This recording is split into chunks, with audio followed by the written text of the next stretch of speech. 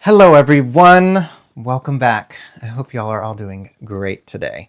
Now I got another video for you of making a costume from start to finish. So I'm going to bring you on that little journey with me and show you how I do this one. So why don't we get started, shall we? All right, so as you can see, we have this black dress with kind of a spooky, scary vibe to it with the vines all over the nude mesh sleeves.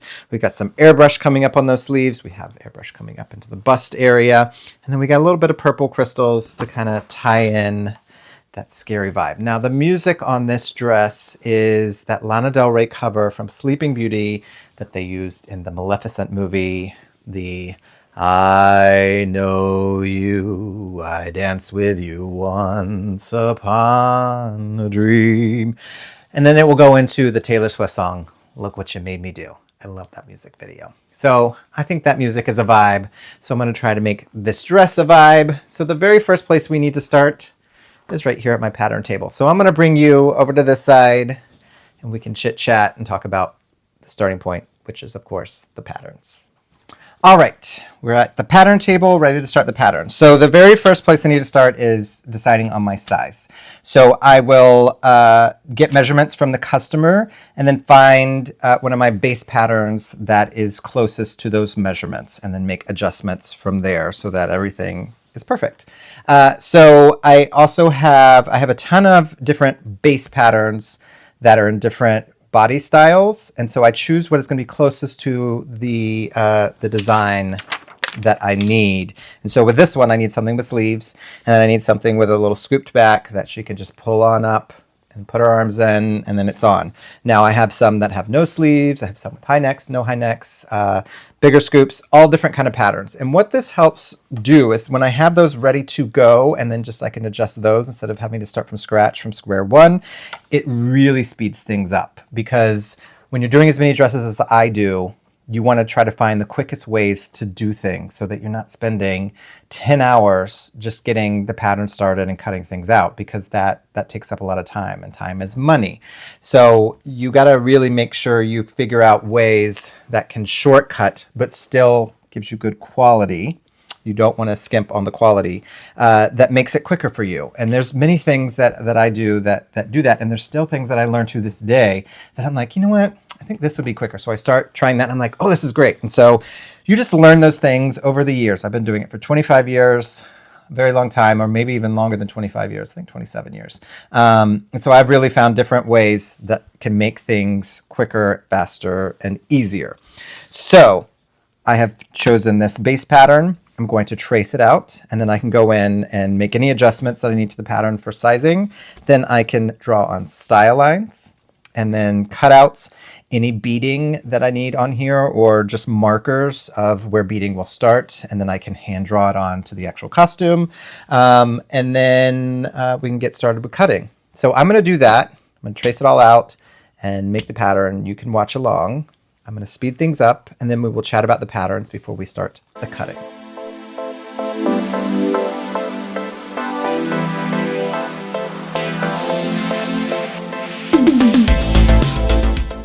All right, we have got the patterns done. So we'll just go over these real quick before we start our cutting.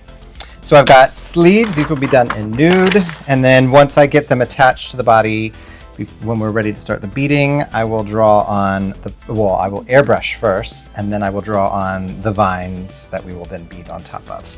And then we've got the bodice pieces. So we got front, we've got back. Now you can see this little black line here, black line here. This is where the cutout will be, so I will do that after we do the airbrushing. So what I'll do is I will take these pieces and actually only the front is going to be airbrushed because it's going to be solid black. I'm going to be taking this piece, which will also be solid black, and placing it in here. I'll do that later. I don't even know if I'm going to explain it because that might just be going off the rails a little bit, but it will magically happen probably, and you will see I've done it. I'll go into more detail at some point on how I do certain things, but I'm just kind of, getting started with this YouTube thing, and I don't want to give away all my secrets in one video. So I'm going to leave some things out from time to time. You may wonder, how am I doing that? But it's because I'll probably leave it for another video so that I have more content. I don't want to give away, what is that saying? Don't want to give away, I don't even want to say what I'm thinking. But anyway, there will be the cutout there, but this is going to be nude. I will cut it out in nude. I will airbrush going up so that you see the kind of the nude more here, and then the black will fade into it, and then we do the binds and everything.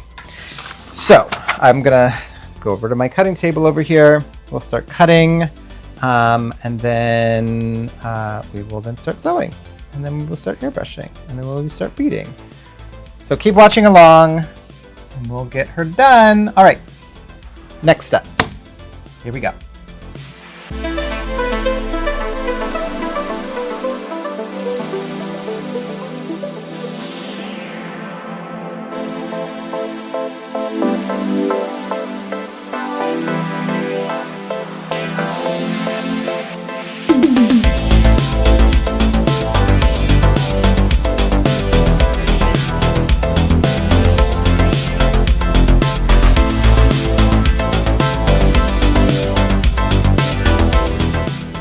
As you saw in that last clip, I zigzagged around the front nude bodice piece, which we will airbrush with black coming up it.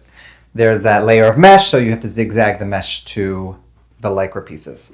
All right, so as you can see, I have the seamless mesh sleeves laid out here now. Everybody loves the seamless mesh sleeves, but they can be a pain to deal with because they are such a long pattern piece. They're hard to pin out, especially when you get into the larger sizes. So you just have to be aware of that when if you're trying to tackle these seamless mesh sleeves, that they can kind of be, hard to deal with because of how long and massive the pattern piece is. Okay, so what I'm gonna do is I'm gonna airbrush black up from the wrist on these so that they then fade into the arm. Now I have already put my paint in its bottle and in the airbrush, and it is ready to go. Now I use, because I know everybody will ask, I use the Golden Fluid Acrylic paint. I do want to do some experiments with other brands, and maybe I'll do that in a video so that we can all learn and figure it out.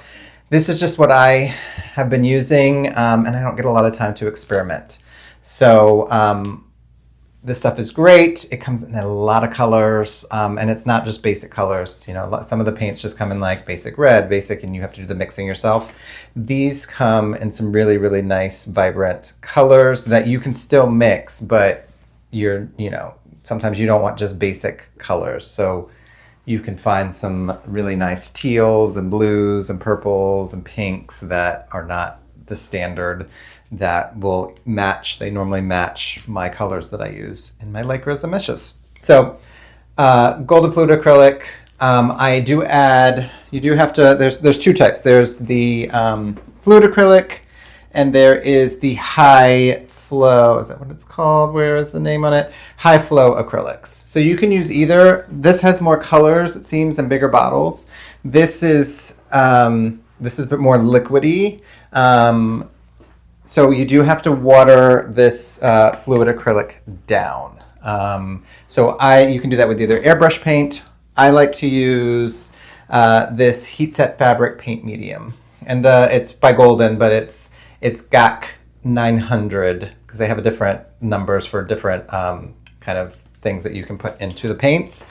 But this is the heat set paint fabric medium, and so this helps water it down, and then it makes it a little more flowy to go through the airbrush. All right, with that being said, I'm gonna put my mask on, and then we can airbrush up the sleeve, and then we can then go onto the front of the bodice, let it dry, then I can sew up the rest of the dress, wait for that to dry, and then we can do the beading on the sleeves and everything before we sew up the full bodice like normal, and then we'll sew up the sleeves, finish the beading underneath, and then sew the skirt on, and then we can finish all the beading on the rest of the bodice, and then we can send her off to the customer. All right, that was a lot of information. Hopefully I didn't ramble on too much about that, but I think that's good enough.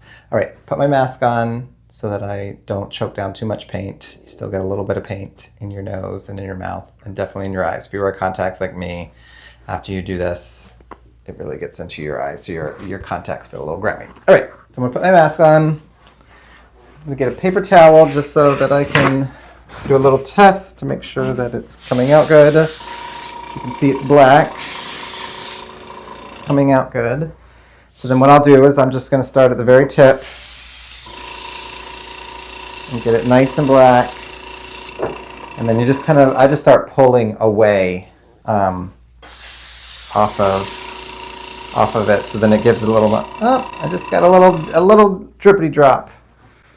Oop. Oh, it's coming out the side of my bottle. Hold on, let me get this fixed.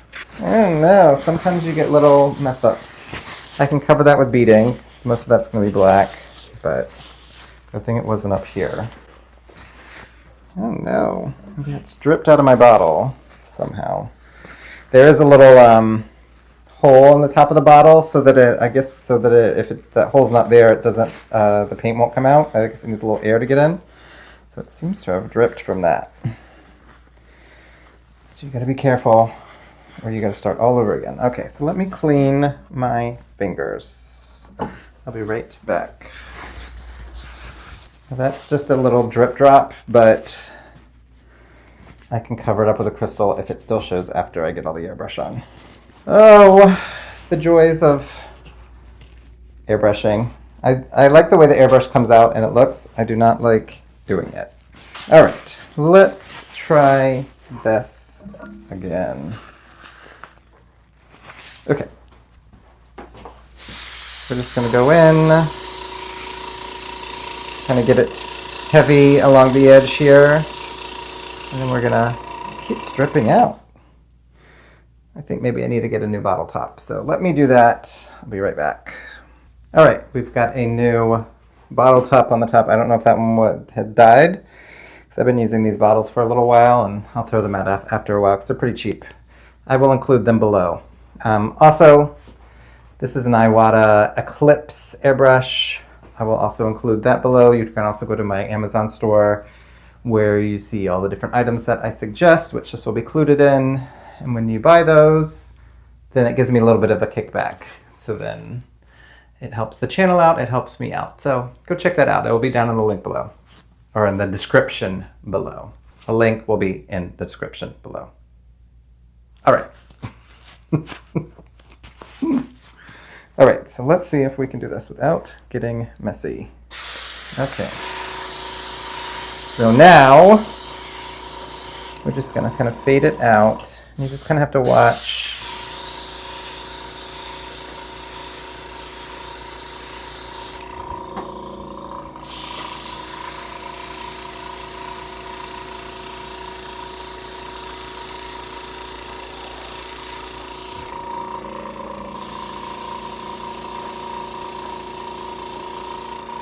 All right, now I'm going to do the other sleeve real quick, and then next time you see me, I will have, because I'm going to cover you if I try to do this sleeve, so you won't be able to see what I'm doing. And then I'll do a cut here, so then I'll have laying out the bodice, and then we'll talk about that. So hold tight, or for you, it will be 1 second. All right, got the bodice pieces pinned down, and I'm going to airbrush up this direction.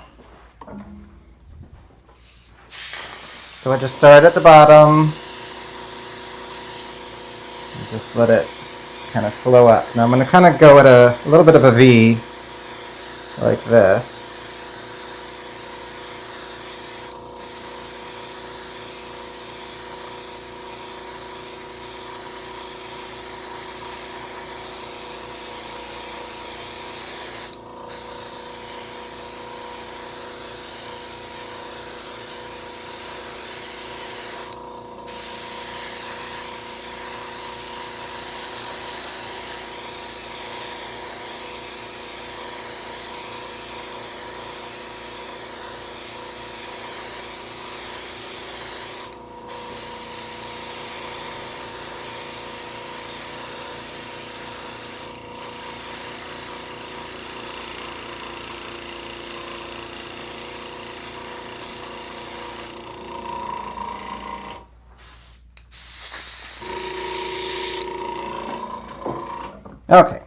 And just like that, we're done.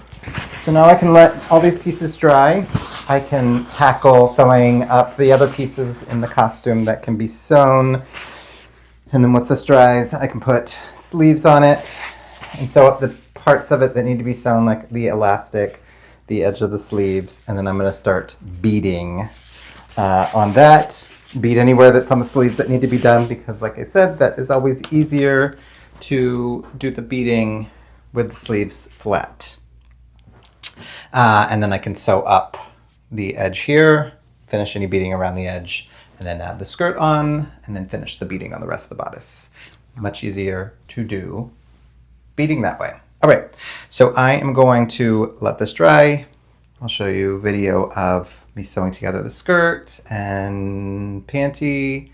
I guess that would be it. And then, oh, I need a zigzag. I have some back pieces that are already solid black, and there's gonna be a solid piece on this right here.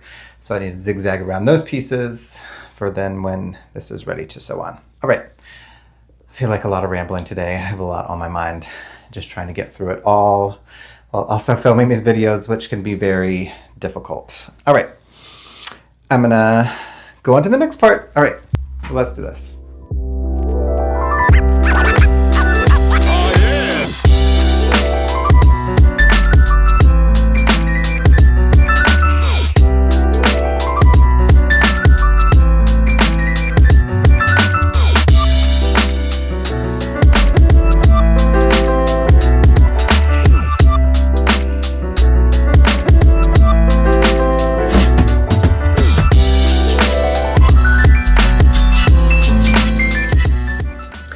All right, I have packed my beading supplies up and the bodice of the dress, and I'm here at home. As you know, I like to bead from home mainly because I can just kind of sit back and chill out and do my work for hours while watching TV.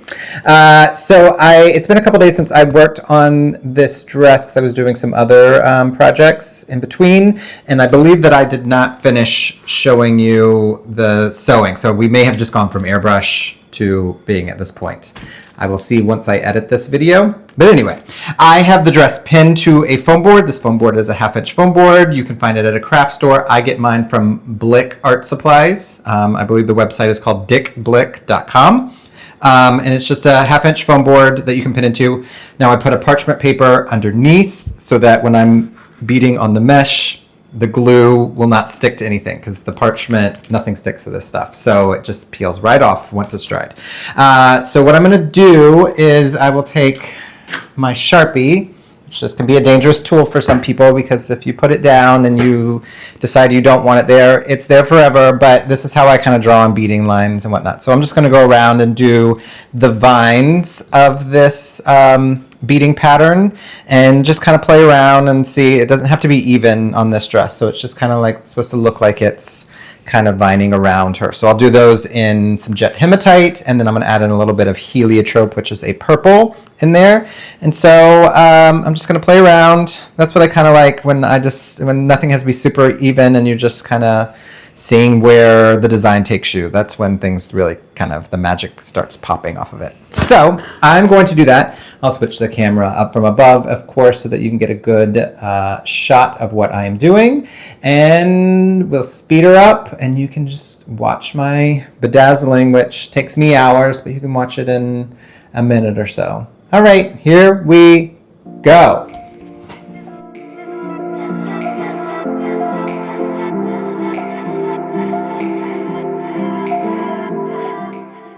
All right, I'm going to pause for a second. It's a little pro tip I've got now. I'm going now and doing the beading on this part of the sleeve. I use some Scotch tape that is about 1 inch wide, and I can put it right here on the edge of the sleeve, right around the edge, and this just helps me know, like, I can't go past that point, because this is the perfect amount for my machine, at least, to be able to get my machine in there and sew up the seam after I've done the beading on the sleeve. So this is very, very, very helpful, because if you don't use this and you're trying to guess, sometimes you don't go right up to this and you may you may bead around here like that. And so then you're leaving a lot. But this way I can really do the majority of the beading, and I know like as long as I stay within this area, I'm good. And so I can get a lot more beading done, and I'm not trying to guess like, is that an inch or so? Or you accidentally go off a little bit and you get too close, and then you're having to pull off crystals when you're sewing. So, pro tip. All right, I'll get back to the beading now.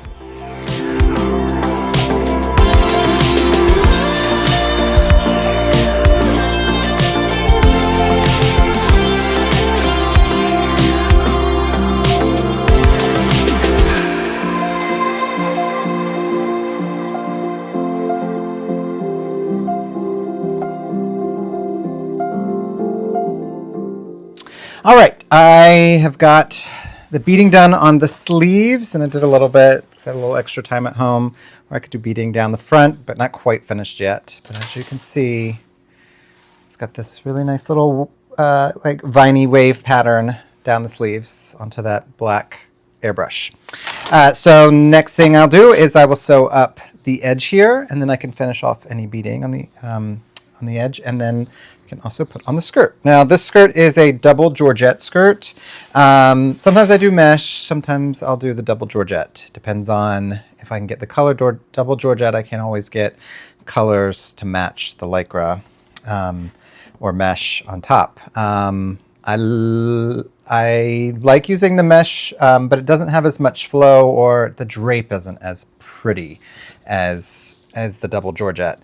Now double georgette is similar to like a chiffon. I haven't done too much experimenting with chiffon, but I know when I have in the past, you know, it's a woven fabric, very light and airy, and it's pretty, but sometimes it can be hard to sew with, and sometimes it doesn't always, like the way you cut it, it like gets a little wonky, especially if it's not asymmetrical. This is asymmetrical, but I have found that the double georgette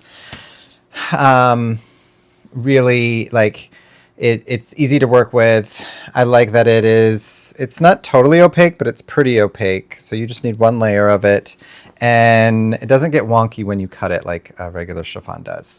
But maybe I'll start experimenting with a little bit of chiffon when I have some time. Okay, so now I found out about double georgette, or that's what I call it, double georgette. Many years ago from a company that I used to buy from that's no longer in business.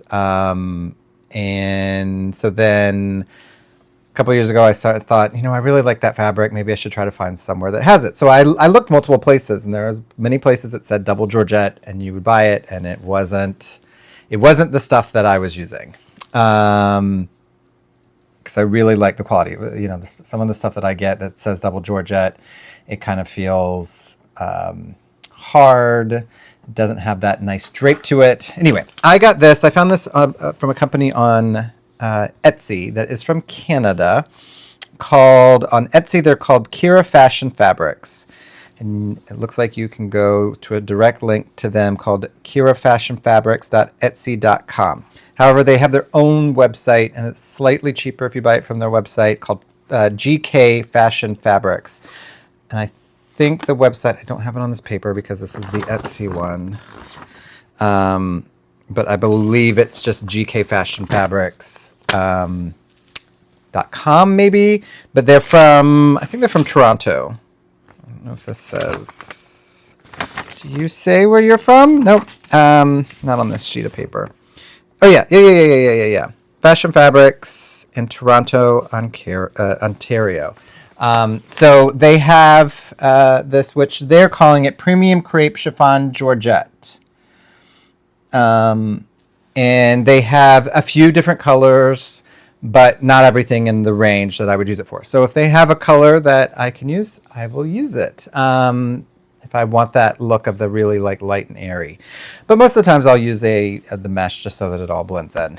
But when doing some custom stuff, I'll use this. Pretty, especially if it's black, because black matches any black. But I don't know, they have maybe 15 different colors, but still there's some colors that I can't even use because I can't get a lycra that matches it. But check them out. So kirafashionfabrics.etsy.com or GK Fashion Fabrics on their website. And they're very quick at delivering. Like I'll order it, because I've always ordered it on Etsy, but I'm going to maybe start trying to do it through their website. But it literally like maybe ships the same day or the next day, and then it's to me like within 2 days. So it's almost like US shipping, basically. And Canada's not very far, but sometimes with customs and all that kind of stuff, especially now, some things are a little slower. Anyway, I'm going to sew up the bodice, sew up the skirt onto the bodice, and then we can finish the beading, and then we can get the dress finished. All right, so you keep watching along, and I'll keep working along.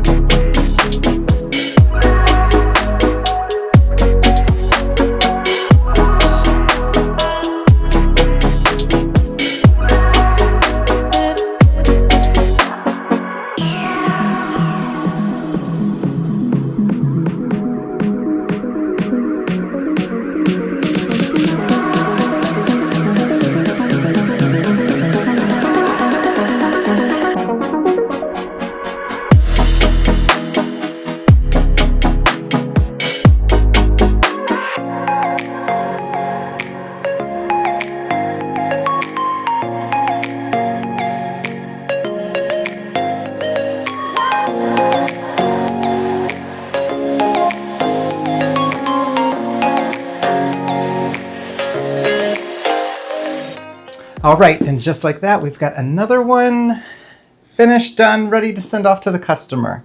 So I'm really happy with how this one came out as well. Love the airbrush. I always love a little airbrush up into a nude. It just kind of gives a nice flow to the dress especially with all these vines. It kind of gives a spooky look. I love the little purple details within the black, because purple is kind of a deeper color, especially in these crystals. And so they're not like a super pop on it, but they just give a little bit of a glitter of purple, which I think black and purple always gives me a little bit of a spooky vibe. So I'm really happy with how that came out. And of course, I always love a double georgette skirt. Just gives a nice little fall on the way that it lays on the skirt, and it also has a nice flow to it, and I think that's going to look great out on the ice. So I'm really happy with how this one came out. So I hope you enjoyed this video. With that being said, let's do some housekeeping. Please like, subscribe, and comment on this video. As you know, that helps me tremendously, and when you do those things, it just kind of pushes me out a little more to more people. So if you're enjoying this content, please like, subscribe, and comment. And if you leave any questions down in the comments, I will do my best to answer them to the best of my ability. And then you can check out my website, bradgriffys.co. That is where you can see all about how to order a custom costume like this one. You can see how to order my made-to-order beaded and unbeaded costumes on there, and just get other little information about myself. Now, I also have a stock website now, which is bradgstock.com, and that houses everything that I have that is ready to ship and go out. So it has dresses, it has my nude elastic, it has some fabrics and some trims, and I'm going to be adding some more once I get enough time to calm down from making costumes, to go through what I have and put it up. So just keep an eye out for there, and I'll try to put on my Instagram, which you can also follow me on Instagram and Facebook. But I'll try to put on my Instagram and Facebook whenever I do updates to the websites, so that you know. So follow me on Instagram at Brad Griffys. You can follow me at Facebook at Brad Griffys. I do my most amount of posting on Instagram, and that's where you're going to see any details that are happening within my business that I want you to know about. So please follow the Instagram. And then with that being said, one other thing, I have the Amazon store, and so that has been items that I've kind of curated into a collection that are of different items that I use while I'm sewing. So like my Tuffy rotary cutter, my regular scissors, my 505 spray, airbrush, glues, beading tools. If you go check those out, you can see exactly what I use. And when you click on it and then you buy it, then that gives me a little bit of kickback. So that would be very helpful if you're enjoying these videos and you want to support me and the channel. Please do that. All right, with that being said, I think we did it this week. And I'm going to try to keep posting regularly now that I've got a few dresses in the can, as I say. And we'll get more at you, more techniques and tips and seeing the full process and any other little things that come in my head that I want to film. So if there's anything you want to see, please put it below and I will try to make a video on it. I know that there are a lot of things that people continue to say, but just give me whatever your thoughts are, what you would like to see, and I will try to make a video on it. All right. With that being said, I think we're done today. I can get on to the next costume, onto my next adventure, as I say. All right. Thank you so much. I hope you guys have a great week, and I will see y'all next time. Bye.